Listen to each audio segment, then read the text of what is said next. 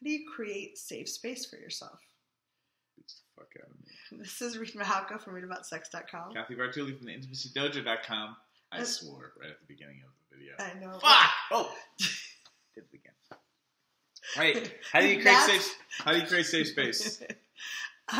Well, actually, you were the one who was sharing in the last video that you create space ahead of time. Mm-hmm. So I'm actually curious how you create safe space. I create it differently than you do. Yes. So I would recommend that people go to a cuddle party, so cuddleparty.com, and check out that kooky, awesome workshop that I was a part of creating many years amazing. Ago. The techniques for creating safe space are pretty much woven into Cuddle Party, because the idea around Cuddle Party is it's a communication workshop around non-sexual touch and affection. But the communication and intimacy part is about how you use communicating, which is hard for some people to get the hang of because we live in a society where we're not supposed to speak up about things. But when you're surrounded by people who, for the most part, don't speak up about things, and you know how to speak up about things, you're basically, in the land of the blind, you're the one-eyed king or queen. So the interesting thing is, as you start to be able to use your words and have clarity about what your needs are, which is different than being needy, you can voice things in a way where a lot of people are just looking for clarity and context. So when you can create clarity and context for people and give them permission to say yes or no, they feel safer around you. And it's my opinion that the reason they feel safe is you're using a particular technique to create your own sense of safety, and then you invite people in to step into that. It doesn't guarantee that everybody will follow the rules, but the people that won't follow the rules are either just evil, and there are actually very few actually evil people. Like, intentionally, they know the rules, they're gaming the system. Because if you really do the math, being decent actually has a better payoff than being evil in a world now where it's very transparent because of the internet and blah, blah, blah.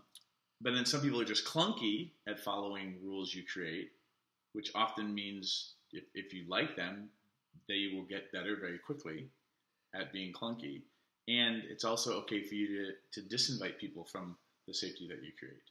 This is all prefaced by the fact that I'm a 230-pound, 6'1" white guy who has a couple of black belts. So how the world occurs to me is very different than a lot of other people's life experiences.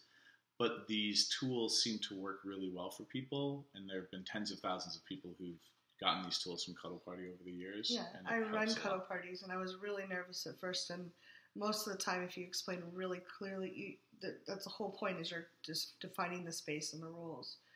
And I've had one person I had to ask to leave, and it wasn't anything scary. It was just he couldn't understand that no meant no, so we had to say, okay, you can't come anymore.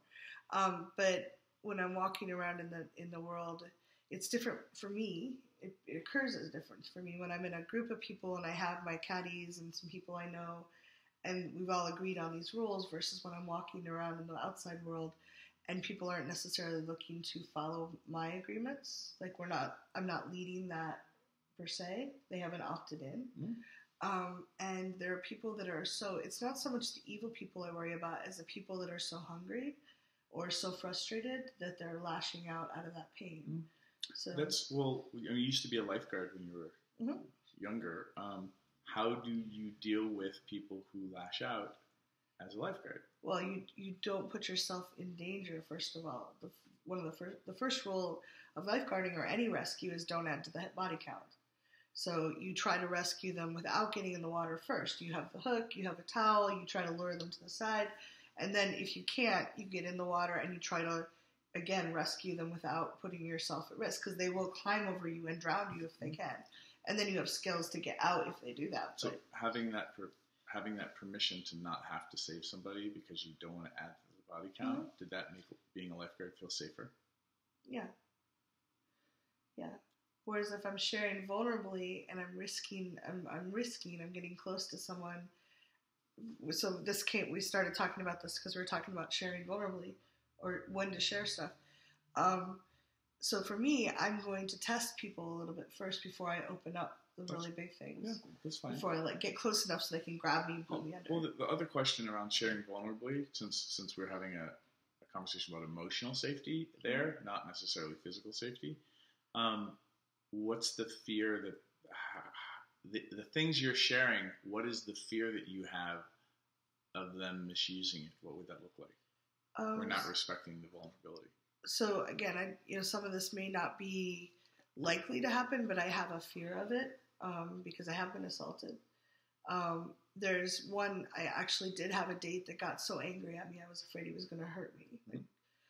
So like the extreme is someone who's triggered enough that they're emotionally triggered enough they're going to be physically violent. But on the emotional side, if I share something vulnerably, hopefully people are taking it in the kind context, but things taken out of context, like, wow, she's a nutcase, or she's just a basket case and she has all these issues, or telling people things out of context could be very hurtful. Okay, so if you create context. Right, but I want to know that my friends who hear the context are going to have the compassion to understand it and hopefully not repeat what I shared privately, but we don't always have control over that. Mm-hmm. And I want to trust the person to share compassionately should they speak out of confidence. Like, I'd prefer people weren't going around and taking little bits of something and sharing it in a mean way. Mm-hmm. So I tend to... That sounds like vetting. Like how you assess and vet people. Mm-hmm. And have you found a way to do that in a way that makes you feel safe? Yeah, I openly share a lot of things.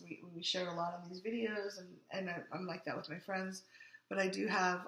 we're all friends here. Yeah, we are. I tend to... There's certain things that are still either sore or just private, mm-hmm. and I tend to share them more slowly with people. And I'll share something small, kind of take a baby step, and see how they react. That's great. Yeah. Cool. So, what do you think? Yeah. How do you create safety for yourself around vulnerability? Or physical safety with people? Leave a comment. Thanks for watching. If you'd like to subscribe to my social media, it's right there. And please subscribe to this channel there. If you'd like to see more goofy Reid and Cathy, there's more videos there. See them. Why are they there?